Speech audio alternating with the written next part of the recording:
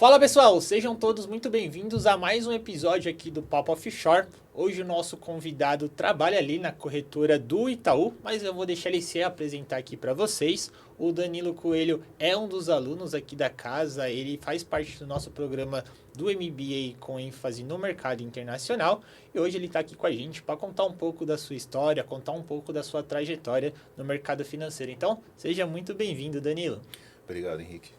Danilo, quero que a gente começar esse papo aqui trazendo para a galera quem que é o Danilo, o que que o Danilo faz. Conta um pouquinho quem que é o Danilo para o pessoal que está assistindo a gente. Bom, trajetória desde o começo? Desde o começo, lá dos primeiros passos no mercado financeiro. Beleza. Pegando até um pouquinho antes, né? Antes do mercado financeiro, saí do colégio, eu fui direto para técnico em informática e eu fui para a área de TI, né? Comecei a faculdade de jogos digitais, depois eu parei ali no meio do caminho e comecei a trabalhar com TI. E aí eu conheci um amigo trabalhando com TI que ele investia, né? Olhei na tela dele todo dia, tava aquele monte de luzinha piscando, aí eu perguntei, pô, o que é isso, né? E aí ele falou, bolsa de valores, tal, eu invisto aqui, acompanho a filosofia do Luiz Barsi e tal. E aí eu comecei a olhar aquilo e dentro de 2 meses eu estava devorando o conteúdo igual louco, né? Eu cheguei ali à conclusão, é isso que eu quero realmente trabalhar na minha vida, né? E aí eu saí da empresa que eu estava, comecei a faculdade de economia, né? Peguei ali o que eu tinha ali de recurso e tal e comecei a faculdade de economia. Trabalhei como estagiário um pequeno período no financeiro de uma empresa. E depois eu consegui o estágio no Bradesco, né? Foi ali a minha primeira experiência no mercado financeiro mesmo do Bradesco. Comecei como estagiário de investimentos na PGP, a plataforma de assessoria do Bradesco, né? E dali para frente, foi o caminho, né? Tirar o CEA, começar atendendo primeiro os gerentes, depois atendendo clientes direto, né? Nos segmentos ali exclusivo, depois Prime. E aí depois de um certo tempo no Bradesco, se eu não me engano uns 2 anos aproximadamente, eu saí de lá, fui para Monte Bravo como agente autônomo, né, vinculado na Monte Bravo. Passei aproximadamente 7 meses lá na Monte Bravo e depois eu fui para o C6, né. Eles estavam iniciando ainda o processo da construção da assessoria de investimento deles. E aí eu fui um dos que entrou ali no começo da assessoria, né? A ideia de montar carteira, atrair os clientes ali para a parte da nossa assessoria. E eu também cuidava, cada equipe tinha uma pessoa que cuidava da parte de corretora. Como eu tinha a PQO já nessa época, que eu tirei no Bradesco, além do CEA, eu fiquei responsável pela parte de corretora e ficava ali infernizando, querendo fazer operação estruturada, fazer algumas coisas mais voltadas para a renda variável, né? Depois do C6 foi quando eu entrei no Itaú, né? Estou até hoje, como trader em um dos escritórios. E assim, seguindo ainda na mesma parte, eu ficava infernizando ali vamos fazer a parte estruturada, vamos fazer operação estruturada, derivativos e tudo mais, né? Porque é uma parte que eu sempre gostei desde quando eu estava no Bradesco. E aí, meu escritório foi um dos pilotos de operação estruturada. Depois ele foi piloto da operação estruturada Flex, né? As operações flexíveis. E aí, na sequência, eu fui para a mesa de derivativos, né? Aprendi bastante lá, fui ponto focal tanto do Rio de Janeiro quanto do Sul, depois aqui de São Paulo também. E depois voltei como trader para o escritório, né? Eu me dava muito melhor ali falando com o cliente, lidando diretamente no dia a dia com o cliente, com os especialistas. E aí hoje estou como trader, onde eu me encontro melhor, né? Lá dentro do Itaú. Legal, legal. Parabéns, Danilo. Tem muitas perguntas aqui que eu quero fazer, mas eu quero voltar até um pouquinho ali no seu começo, desde do início do Bradesco, para falar um pouquinho sobre o seu crescimento. Mas antes eu queria que você comentasse um pouquinho qual que é o papel do trader. O que faz um trader do banco? Porque quando boa parte do público que está acompanhando a gente provavelmente está num momento ali de transição de carreira. Quando a gente fala de mercado financeiro, geralmente vem muitas vagas comerciais. Só que tem alunos ali, ou pessoas que ela não quer a comercial, ela quer uma vaga mais ali de bastidores atrás, que não tem tanto. E só que às vezes ela não sabe quais são esses caminhos, quais são os tipos de vagas, ou até mesmo o que eu posso fazer dentro de uma instituição financeira ali, atuando dentro de produtos que eu gosto muito, só que eu não queria talvez algo tão comercial. E aí hoje você está num cargo que você acaba tendo que ser muitas vezes bem mais técnico ali do que esse contato e relacionamento com o cliente. Só que muita gente, por incrível que pareça, não sabe qual que é a função de um trader ou até que tem essa área e existe. Eu queria que você comentasse qual que é a função de um trader num banco, o que, que vocês fazem, qual que é a rotina de vocês, obviamente ali dentro de coisas rotineiras que a gente pode trazer aqui para a galera. Claro. A posição de um trader, ela é uma mescla entre uma posição mais técnica e uma posição mais comercial, né? Então, o trader ele fala com o cliente também, faz operações ali direto com os clientes, mas ele também apoia o escritório ali em todo tipo de operação relacionada à corretora, né? Os traders são especificamente para a parte de corretora. Na posição de trader, eu não tenho uma carteira de investimentos, como os especialistas, assessores. A minha carteira é basicamente o escritório inteiro e todos os clientes dos especialistas dentro do escritório. Se o cliente ele precisa de algo relacionado à parte de corretora, mas ele quer um atendimento mais próximo, alguém que vai ter um contato mais constante com ele, existem os operadores da mesa assessoria, que aí é um atendimento mais específico para o cliente que quer aquele contato. Eu quero alguém para me indicar, compra Petro, vende Vale, vamos fazer um long and short, vamos fazer isso, alguma coisa assim. O trader não, ele vai fazer algumas operações mais pontuais, se precisar entrar em contato com o cliente, nós temos um contato frequente, né? Mas eu não consigo dar aquela atenção muito específica para um único cliente porque eu tenho a demanda de todos os outros simultaneamente, né? Então acaba pesando.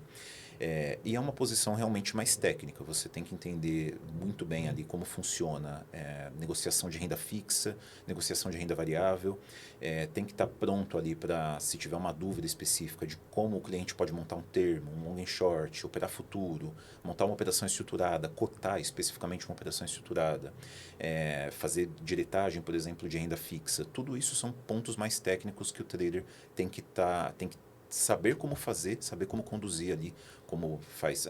Claro que não precisa entrar no nível muito aprofundado disso, mas, por exemplo, saber cálculo de PU, saber como que ele vai buscar isso ali para fazer operações de renda fixa e tudo mais. Então, é uma operação que realmente, é uma posição que realmente demanda um conhecimento operacional maior e um conhecimento técnico maior. Não só a parte do relacionamento, porque isso fica muito mais na mão do especialista. Legal, legal. Bacana trazer essa visão para a galera. Mas vamos voltar lá no comecinho. Você começou como estagiário ali no Bradesco Isso. e você falou que você tirou o CEA. Como é que foi essa questão de buscar certificações? Você foi direto para o CEA? Você comentou da PICAL também. Como que foi esse movimento? Porque quando a gente olha, por exemplo, para um cargo do estagiário, por exemplo, é um cargo mais júnior ali. Muitas atividades você faz operacional ali, você não tem aquele contato com o cliente. Então acaba não sendo tão cobrado já para você começar com as certificações. Diferente, por exemplo, de entrar como gente de relacionamento ali em outras vertentes. Então não tinha essa pressão logo de início de eu tirar. Como que foi para você buscar isso? Como que foi essas etapas? E aí você vai me contar, mas geralmente... E aí, por que eu tô perguntando isso? A mente da galera que procura a gente, eles sempre olham para fazer escadinha. Vou tirar uma CPA 10, depois eu vou para uma 20, talvez depois Sim. eu vou lá para o CEA. Você já olhou direto o CEA. Como que foi essa sua visão ali? Sim, antes de entrar no Bradesco, eu tinha o plano de tirar o CPA 20, né? Pensei, putz, CPA 10, CPA 20, eu vou tentar direto o 20, né? E eu já achava que ia ser uma certificação muito difícil. Eu ainda não tinha nenhum contato com o mercado, estava trabalhando no financeiro de uma empresa pequena, e aí eu não tinha nenhuma perspectiva de que eu fosse tirar uma certificação já muito alta de cara. E aí eu fiz uma entrevista, fiz o primeiro processo, né, dentro do Bradesco ali, que é aquela prova, né, que eles fazem em geral. Se eu não me engano, era 60 pessoas para fazer a prova, passaram 7, né, eu fui um dos que passou ali naquela prova de filtro inicial deles. E aí eu fiz entrevista com a área de cadastro primeiro do Bradesco. Só que na entrevista eu deixei muito claro que eu gostava de investimentos, eu entendia de investimentos, eu queria trabalhar com isso. E aí a pessoa que me entrevistou lá, ela falou, não, eu vou te indicar então para o processo que está ocorrendo lá de estagiários para a parte de investimentos, que era aqui na Paulista na época, né? E é um programa que eu acredito que ele ainda existe no Bradesco, né?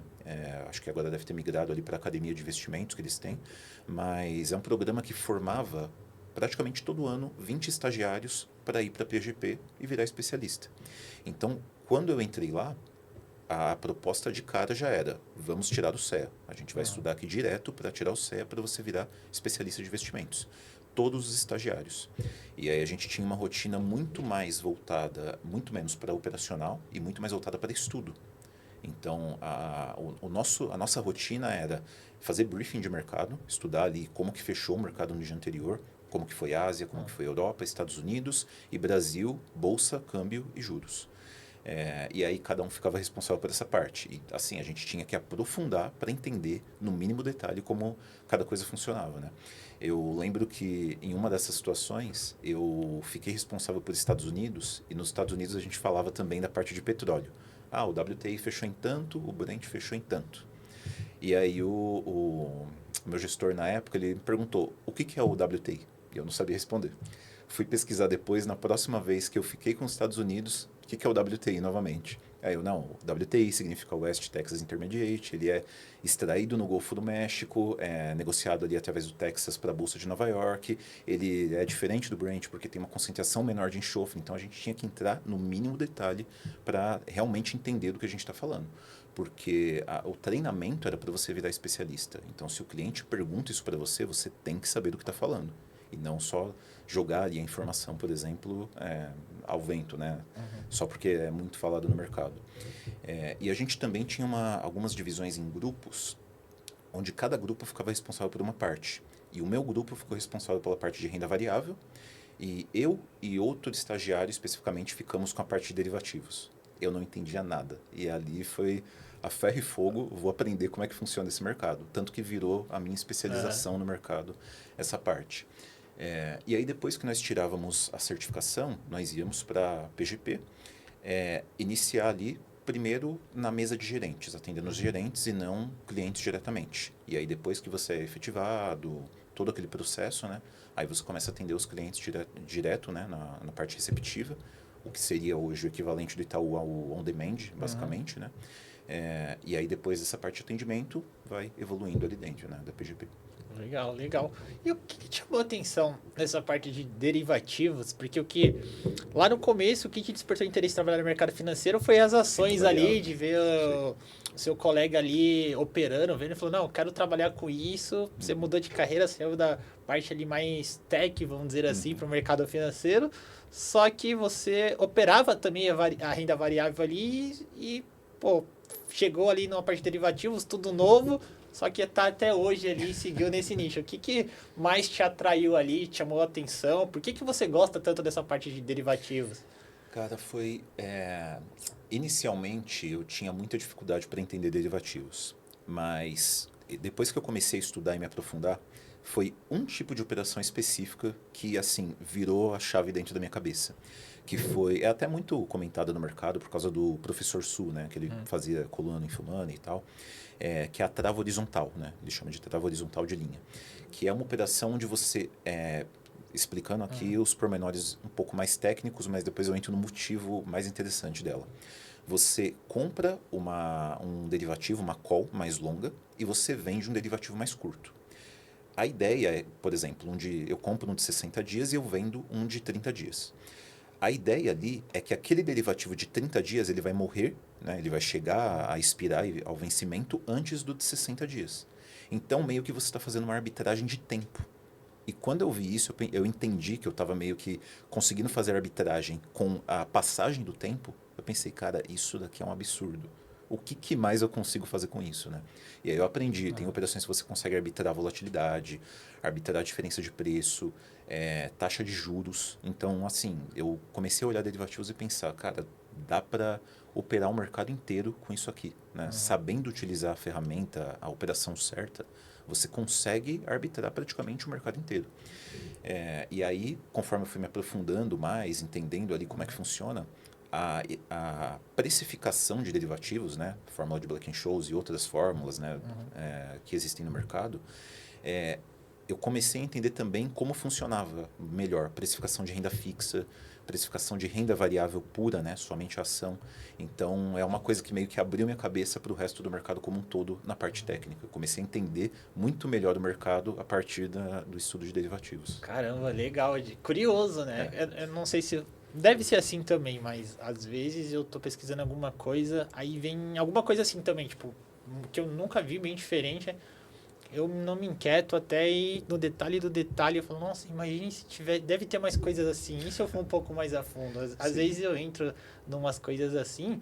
E aproveitando esse gancho, pelo bate-papo que a gente está tendo aqui, tirando o que eu já conheço do Danilo, Uhum. mas pela conversa dá para ver que você é muito focado e quando você pega algum tema assim que te chama atenção, você devora tudo até aprender e fuça. Sim. Você tem essa veia muito forte na educação de estudar sempre a mais para se especializar naquele assunto ou entender. Como que você se organiza nessa parte educacional para você estudar? Porque a gente está falando de uma época ali, e ainda mais nesse nicho de parte de trader, derivativos, por exemplo, dessas operações, que não tem tanto conteúdo assim disponível para a gente se especializar no Sim. nível de tecnicidade que você foi desenvolvendo ali com seus estudos. Como que é a sua rotina de estudo? Tem alguma técnica que você utiliza? Como que você se alimenta disso? Que eu acho isso. Eu já te conheço, mas Uhum. trazendo pelo gancho aqui da conversa, a gente consegue notar que você tem uma dedicação muito forte e quando você pega algo para entender, você não é só, entendi, você quer ir destrinchar o mais e ir a fundo. Só que Sim. para chegar nesse nível, tem que ser uma pessoa que gosta muito de estudar, de ler, de buscar informação. E eu sei que geralmente quem gosta muito de fazer isso tem ali algumas técnicas pessoais de estudar, tem. Não é técnica, mas tem algumas coisinhas que você gosta de fazer que é só daquela pessoa assim, né? Uhum. Sim. Eu não tinha, assim, buscando até bem mais atrás. Eu era sempre o pior aluno da sala. Caramba. Sempre. Assim, tirava sempre nota baixa, não prestava atenção. Mas quando tinha algum tema que eu gostava, alguma matéria que eu gostava, eu focava muito naquilo e eu tirava uma nota muito boa. Lembro a primeira vez que eu tirei uma nota assim muito alta no colégio foi em inglês. Eu tinha passado um período de férias, né? Tinha PlayStation 1, tinha acabado de sair aquele joguinho do Harry Potter e a Pedra Filosofal. E eu queria jogar o jogo, porque eu gostava muito. Só que estava tudo em inglês e eu não entendia nada. Eu passei as férias inteiras com o dicionário, aquele Michaelis do lado, né? Aquele tijolo de dicionário, e cada parte que parava eu ia lá, tal, entendia o contexto do que estava sendo falado e aos poucos eu fui melhorando. A primeira prova que eu fiz de inglês depois disso, eu tirei 9,6. E eu sempre ia mal assim na matéria. Então, é muito assim de realmente gostar do que você está estudando. E quando eu entrei em derivativos, no começo eu não curtia. Tive que aprender ali o início, muito mais pela necessidade ali que meu grupo era responsável, eu tinha que montar uma apresentação a respeito. Só que depois que eu comecei a entrar na particularidade das estratégias, aí sim eu me apaixonei e eu comecei a atrás de conteúdo. E aí até buscando o gancho do inglês, me ajudou muito, porque realmente não tem tanto conteúdo aqui no Brasil, né? Tem poucos influencers que falam assim mais aprofundado de derivativos, mas o grosso do conteúdo tá em inglês, está lá fora. Olhar ali a fórmula de Black-Scholes, que o artigo está em inglês, né? Tem até tradução para português, mas a base vai estar em inglês. Tem diversos sites lá fora que ensinam muito bem, canais no YouTube que fala, porque isso já é um assunto muito mais comum lá, né? Se você pega, sei lá, empresas brasileiras, poucas empresas ali, 10 empresas vão ter uma liquidez alta em derivativos. Se você olhar para o mercado americano, as 500 maiores empresas têm liquidez altíssima em derivativos. E além delas, outras mais também têm. Então, é muito mais fácil olhar esse mercado lá fora. Você começa a olhar estratégias que nem são possíveis montar aqui. Que aí seria a estratégia que você precisa de uma liquidez maior para derivativos longos. E isso existe lá fora, não existe aqui. Então, ler bastante inglês. O inglês é o que mais me ajudou ali nessa parte ali de estudos. E quando, assim, é que eu gosto muito de ficar acompanhando o mercado quase que 24 horas por dia. Minha esposa já está saturada de ouvir falar de mercado. Mas eu vivo acompanhando o mercado assim o tempo todo, né? Então, quando eu pego algum tema novo, eu acabo me aprofundando ali porque eu penso, putz, não é possível que existe alguma coisa no mercado eu ainda não sei, eu preciso saber, eu preciso entender como é que funciona, tal. E uma coisa que eu faço que me ajuda bastante é fazer paralelo com outras coisas que eu já entendo. Então, por exemplo, se eu vou entender como é que funciona uma debenture que tem opção de conversão em ações, né? O paralelo que eu faço é tentar buscar o que seria isso mais próximo de algo que eu já conheço. É basicamente uma debenture com uma call embutida. Então eu sei que uma parte dela vai ser precificada como derivativo, outra dela vai ser precificada como renda fixa. E aí eu consigo traçar esse paralelo e tentar conectar as duas coisas, né? Então, o conhecimento vai te ajudando a você construir mais conhecimento futuramente. Legal, legal.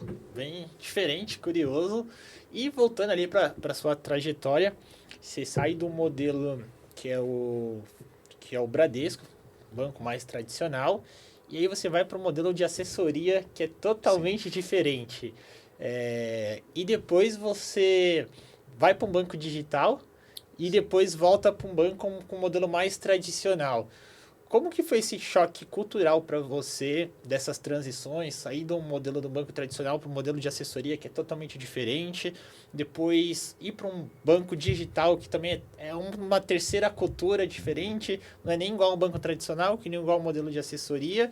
Como que foi para você esses choques culturais, que questão de adaptação, desafios? Queria que você comentasse um pouquinho, até para quem está acompanhando a gente, sentir essas diferenças. Por exemplo, a gente conversa muito com os alunos que estão nesse momento de decidir qual o próximo passo seguir. Hoje o mercado financeiro na minha visão, uma das principais áreas aqui no Brasil onde tem muita oportunidade. Acho que o mercado financeiro, a parte de tecnologia, sempre tem demanda ali, sempre vai precisar de profissional, tem as melhores remunerações do mercado. E algumas pessoas ficam indecisas. Pô, vou para um bancão, mas os bancos digitais também estão crescendo, tem um modelo de assessoria que você tem mais autonomia. E aí elas ficam indecisas. Pô, qual caminho eu sigo? E aí ela não toma nenhuma decisão e não entra nenhum dos três. Eu queria... Como que foi para você esse choque? O que você sentiu de diferença? De modelo de estrutura, assim, de, pô, banco tradicional era assim, no modelo de assessoria eu já senti o baque, porque isso aqui é diferente, no banco digital muda isso aqui. O primeiro choque, né, que eu acho que foi até o maior de todos, foi Bradesco para Monte Bravo, né? É. Porque ali no Bradesco você está numa instituição muito tradicional, de certa forma você tem assim, o banco tradicional, o Bradesco, Itaú, Santander, ele meio que pega na sua mão e conduz em tudo que você faz dentro do banco, né? Você sempre tem alguma coisa ali onde você consegue se escorar para, não no sentido negativo da palavra, mas se escorar para assim, é assim que o processo tem que ser feito, é assim que funcionam as coisas. Na assessoria de agente autônomo, é tudo na sua mão. Então, você vai, por exemplo, convidar um cliente, é você que vai ligar para o cliente, vai convidar, vai fazer todo o processo. Final do mês, você está acostumado no bancão, VR, VA, vai cair na conta, tal, ali no cartão bonitinho. Não.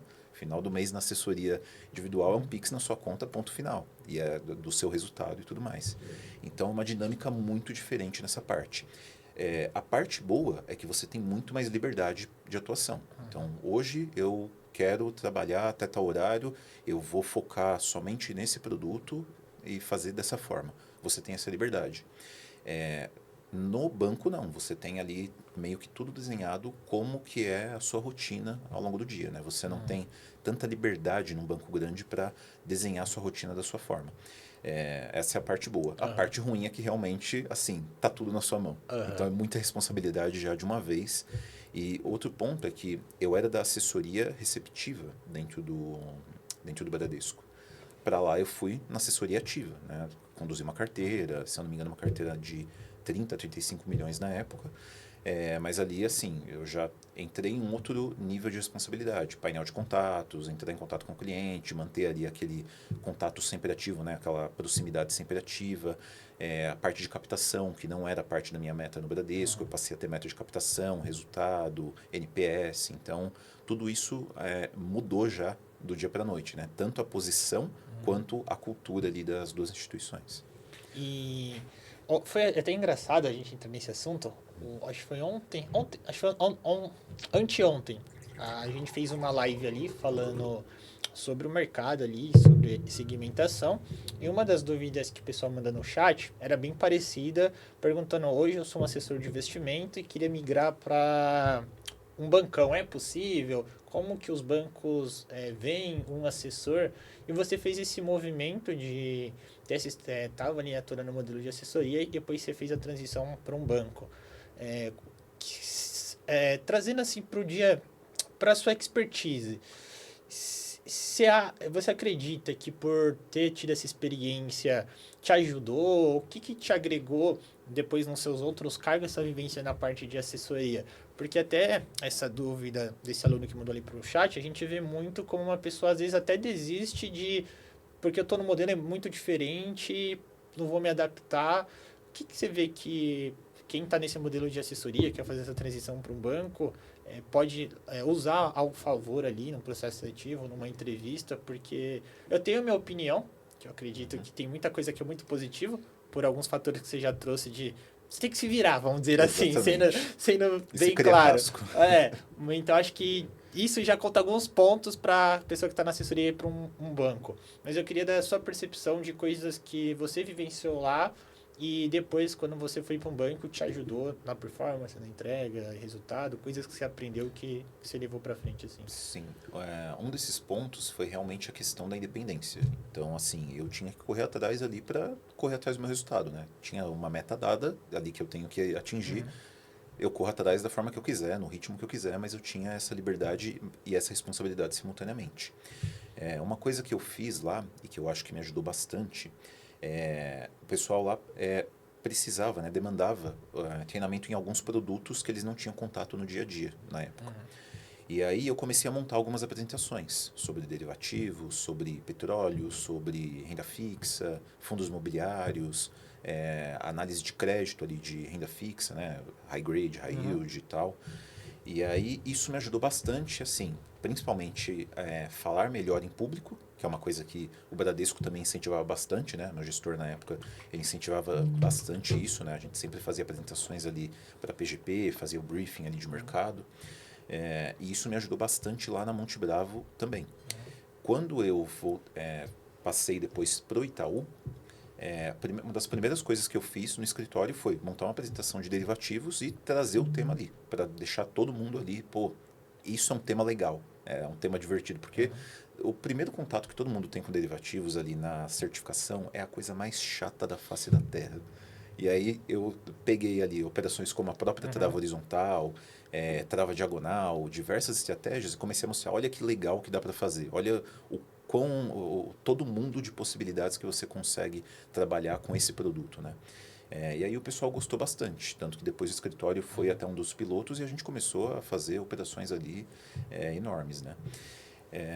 Mas, assim, eu acho que fazer essa parte de tomar a frente para fazer as apresentações, para me comunicar melhor, isso foi uma coisa que me ajudou muito ali na Monte Bravo. E o meu gestor na época na Monte Bravo, ele incentivava bastante. Putz, quer fazer, cara, traz desse tema, traz dessa forma. Sempre teve esse incentivo.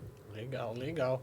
E como que foi essa sua chegada ali no Itaú? Como que você chegou no Itaú? Como que foi essa transição? Hoje, quando a gente fala do Itaú, é o queridinho aqui, ou um dos queridinhos, principalmente para de investimento, a parte de assessoria. O sonho da galera é estar ali na corretora do Itaú, estar no Ion. É uma das casas, sempre que a gente faz algum tipo de pesquisa, o pessoal, Ion, tem algumas outras casas ali também, mas o Itaú geralmente é um dos queridinhos da galera. E então acho que entrar, como é que foi esse seu processo, como é que foi a transição, questão de dinâmica, sei lá, quantas etapas foram, teve conversa com RH, conversa técnica, como é que foi essa transição?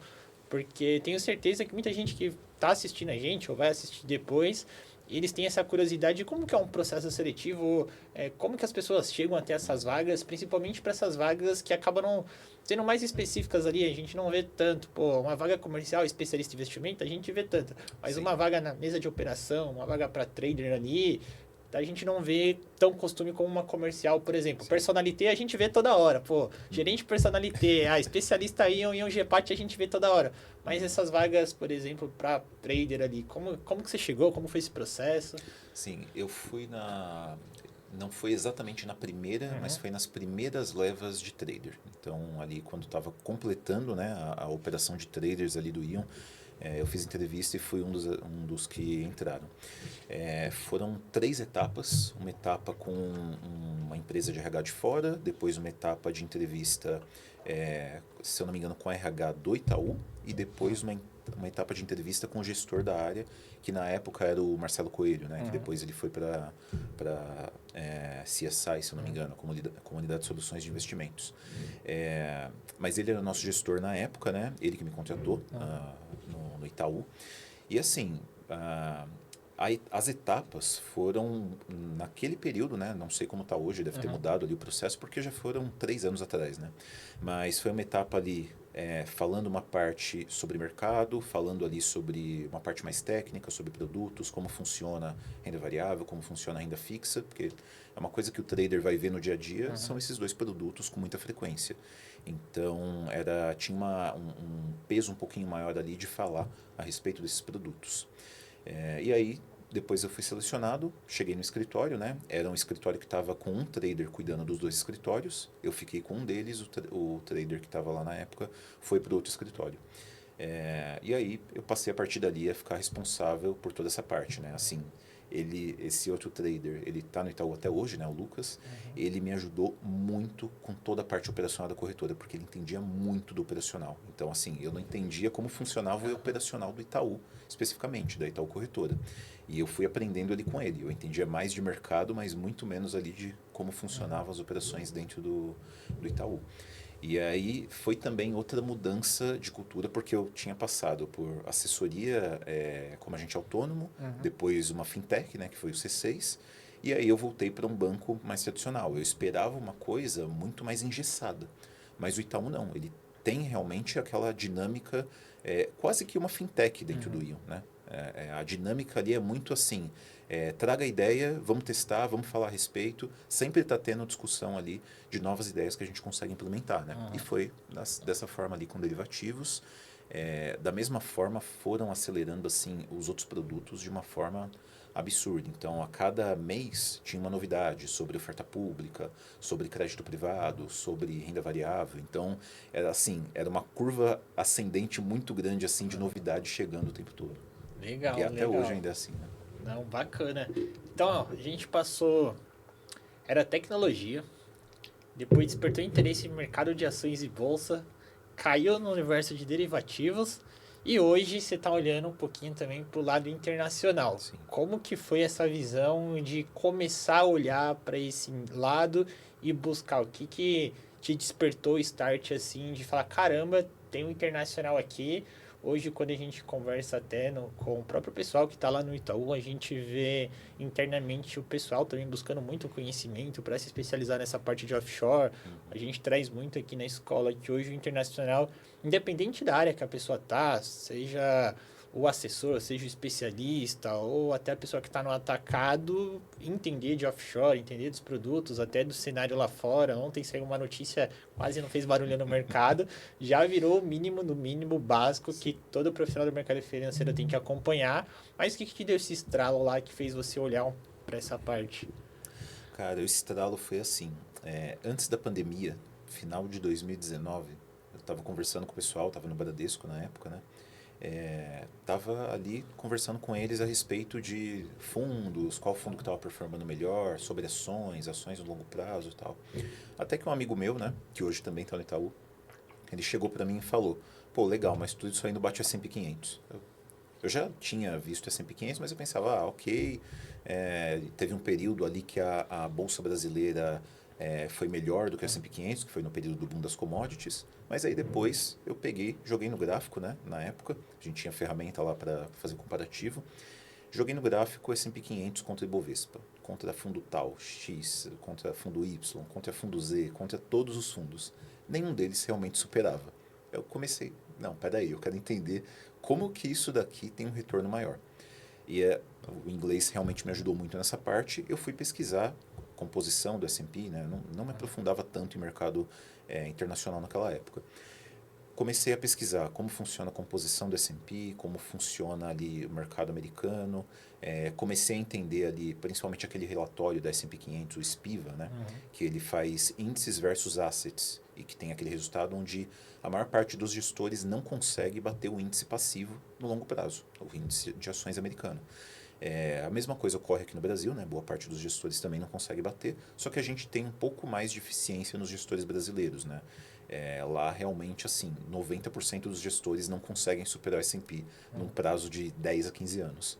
E aí eu comecei a ver que isso era muito mais pela questão da economia, né? A economia americana é a economia mais potente do mundo há muito tempo, né? O investidor, quando ele olha, por exemplo, para o mercado onde ele vai levar um recurso dele de longo prazo, o primeiro mercado que ele vai olhar é o mercado americano.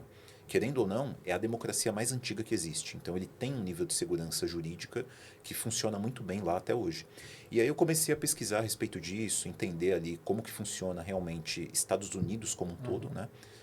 Vi ali, assim, o que dá segurança para o investidor de olhar para lá e colocar o capital dele, por exemplo, no McDonald's, saber que ele vai poder dormir tranquilo pelos próximos, talvez, 20, 30 anos, se o McDonald's não quebrar, mas ele não vai ter uma dor de cabeça jurídica com isso, é porque existem precedentes jurídicos de 1790 que ainda são válidos até hoje. Então, é assim, é um nível de segurança que nenhum outro país tem, né? Em questão de normas institucionais no país. E aí eu comecei a olhar o mercado americano, vi também, assim, o mundo inteiro olha para lá. Você consegue negociar ações globais lá através de ADRs, por exemplo. Você consegue negociar ações brasileiras da Argentina, da Colômbia, de outros países da Ásia, da Europa. Você consegue olhar para o mundo inteiro através do mercado americano. Comecei a olhar também a parte dos ETFs, a liquidez de derivativos ali que é gigantesca, né? Você pegar o próprio índice, o SPX, que é o índice do S&P 500, não o ETF, mas o índice mesmo, ele tem liquidez diária de opções. Tem liquidez para um dia, 2, 3, 4, até, se eu não me engano, 15 dias, e depois entra ali nos vencimentos semanais e vencimentos mensais e vai até 7 anos para frente, né? Então, assim, era muito mais espaço, né? Era, assim, um leque muito grande. Quando eu terminei de estudar bastante sobre o mercado brasileiro, claro que eu não sei tudo sobre o mercado brasileiro, ainda eu entendo uma gota no oceano, né? Tudo que eu sei ainda é uma gota no oceano, só pensando em mercado brasileiro.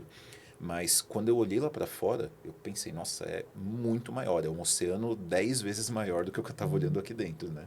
E aí isso realmente me deu esse gatilho. E assim, para ficar mais próximo do mercado americano, ocorreu a pandemia, eu tinha uma carteira de investimentos aqui, né, a minha carteira pessoal, podia operar na época, não tinha nenhuma restrição, e eu tinha proteção com derivativos aqui, durante a pandemia.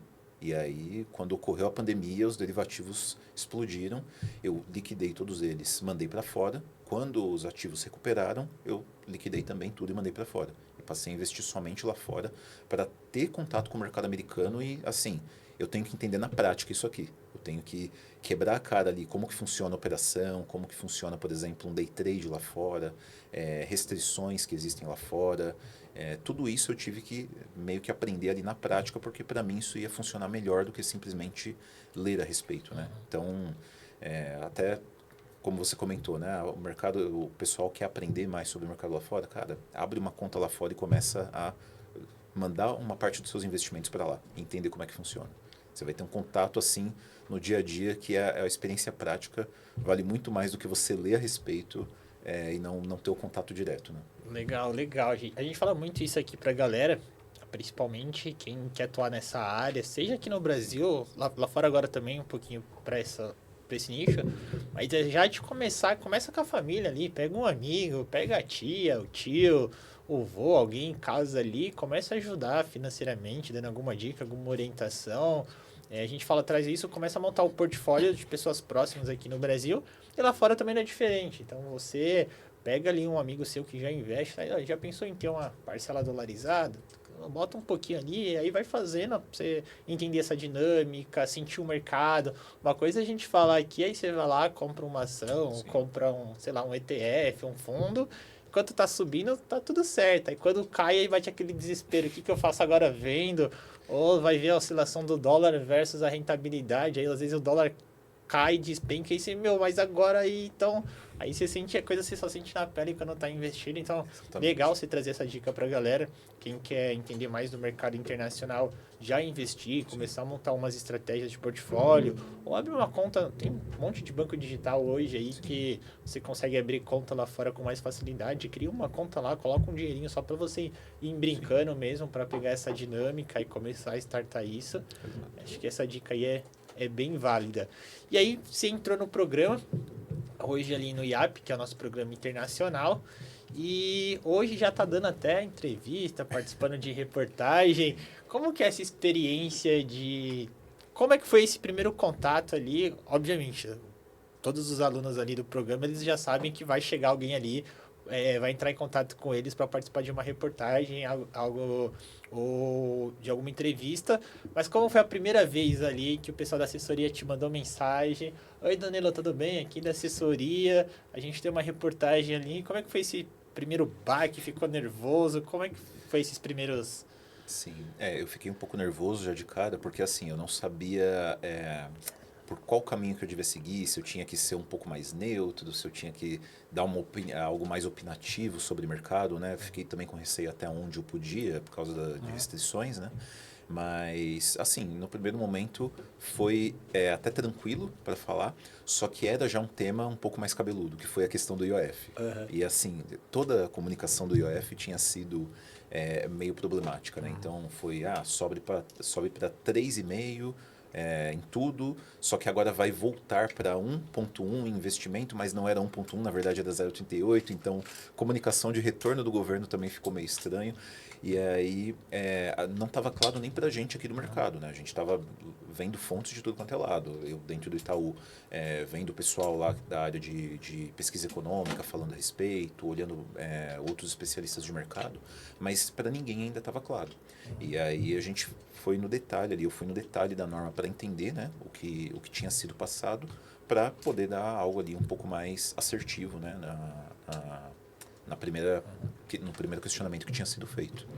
Mas, assim, o primeiro contato realmente dá aquele frio na barriga. Depois que saiu a matéria, aí você, beleza, ok, foi tranquilo. Qual né? que é essa sensação que você sente ali depois que você vê a matéria publicada com o seu nome ali? Como que foi quando o pessoal te mandou, Danilo, saiu a matéria, como que foi essa sensação ali? É muito bom. Assim, você fica meio com aquele receio, putz, será que eu não falei besteira e tal, mas é muito bom saber que, assim, você realmente está sendo reconhecido pelo conhecimento que você ajudou a compartilhar ali, né? É muito legal. E pessoal assim de perto, galera comenta alguma coisa, caramba, Danilo, você saiu na reportagem tal, vi seu nome e tal. Comentou. Como é que é assim que a O galera... pessoal que trabalha lá comigo, tal, parabenizou, falou, pô, que legal, tal, vai ficar famoso daqui a pouco, já deixa de ser trader daqui e tal. Mandei também para familiares, que, enfim, para mostrar tal, e eles também ficaram felizes, minha mãe ficou feliz pra caramba, mandou áudio várias vezes falando, putz, estou orgulhosa tal, então é bem legal. E na sua percepção assim de autoridade, como que você vê essa questão de você estar ali, sendo o porta-voz ali do canal, saindo, como que você viu depois dessa mudança?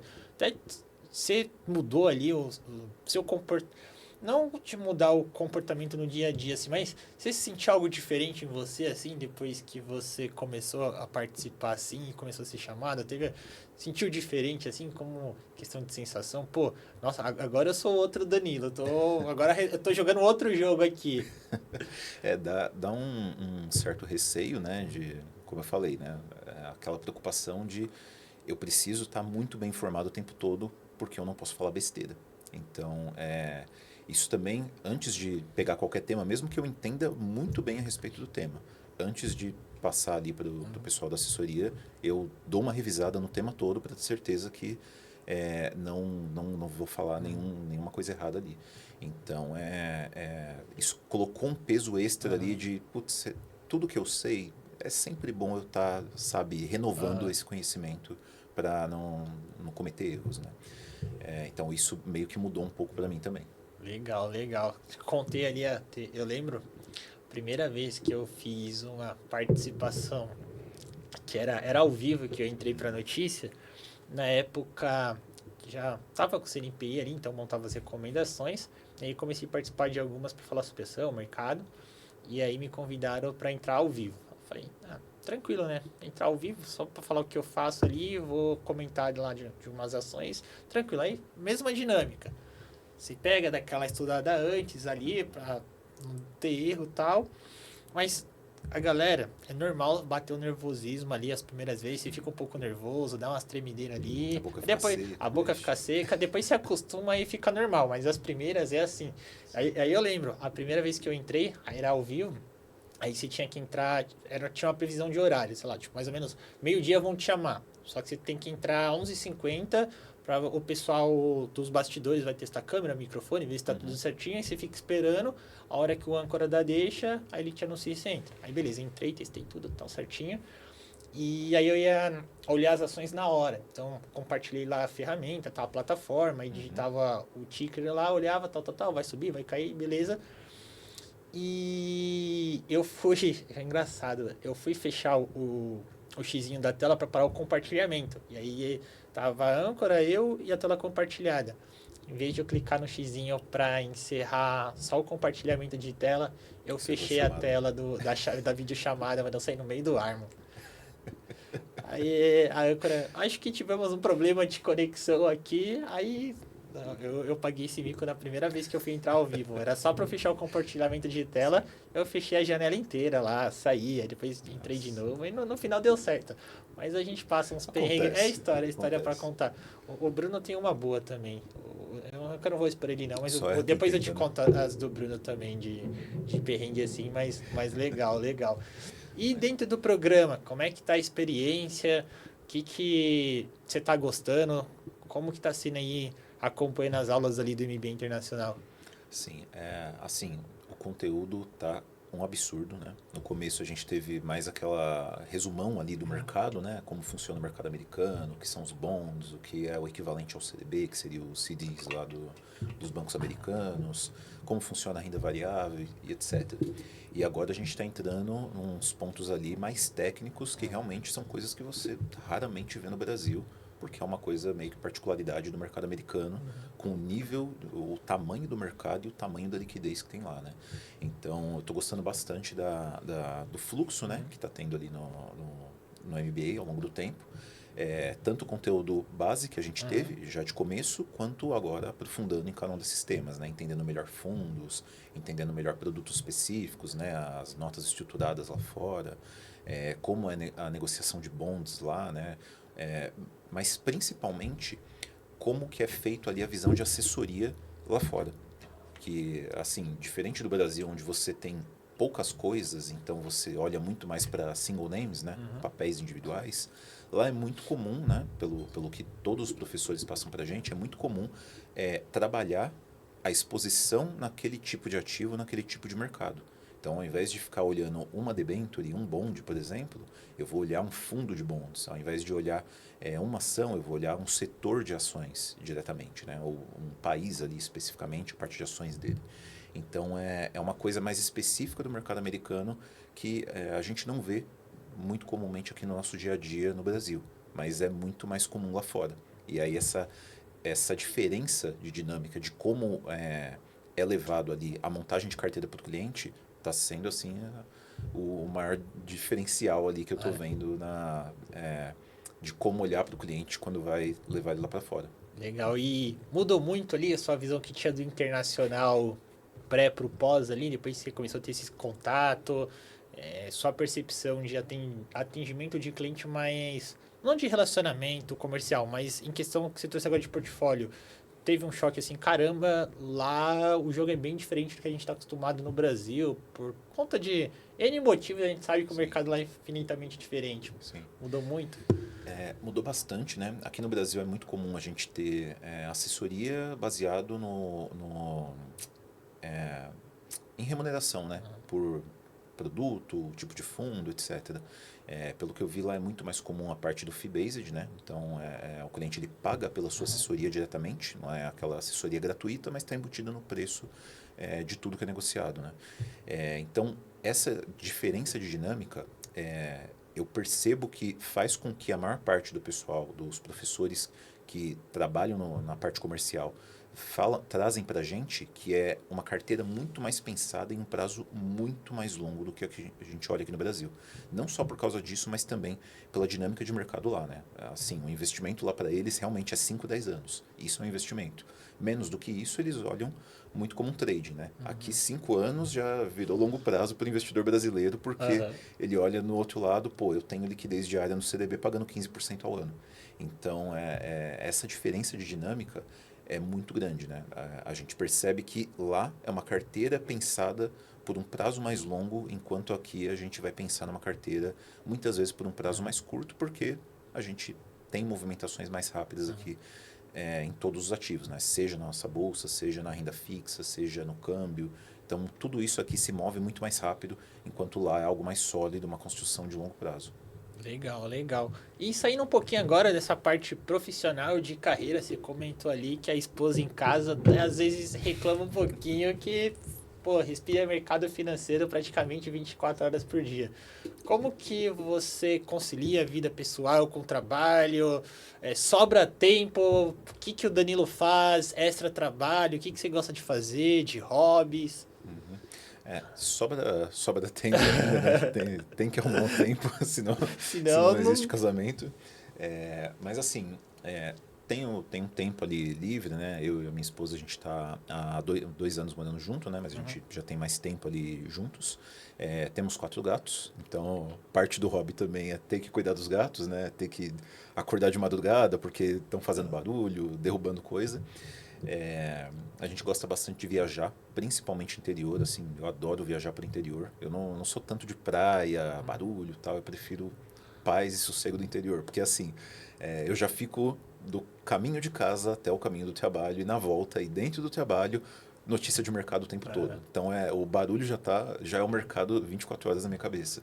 Então, quando eu vou tirar férias é sempre assim, pensando num lugar um pouco mais tranquilo para ter um período ali de relaxamento e desligar um pouco de mercado, né? Assim, é o que eu mais gosto de fazer mesmo, é realmente a questão de viajar quando eu tenho tempo livre, né? Ou então, assim, passar um tempo ir no parque, alguma coisa do tipo. Gosto bastante também. Legal, legal, muito bom, Danilo. Danilo, a gente está indo aqui para 1 hora de bate-papo já, quase completando aí o nosso bate-papo aqui.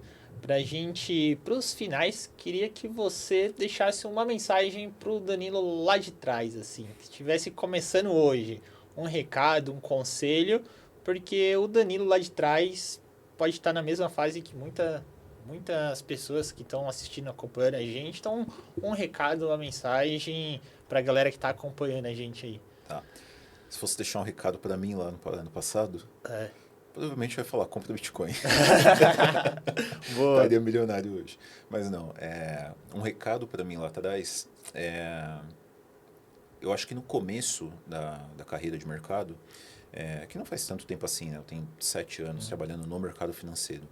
Se fosse para o Danilo ali, estava na área de TI, eu daria o recado de vai para o mercado financeiro. É ali que você vai encontrar a sua paixão, né? O seu ethos, né?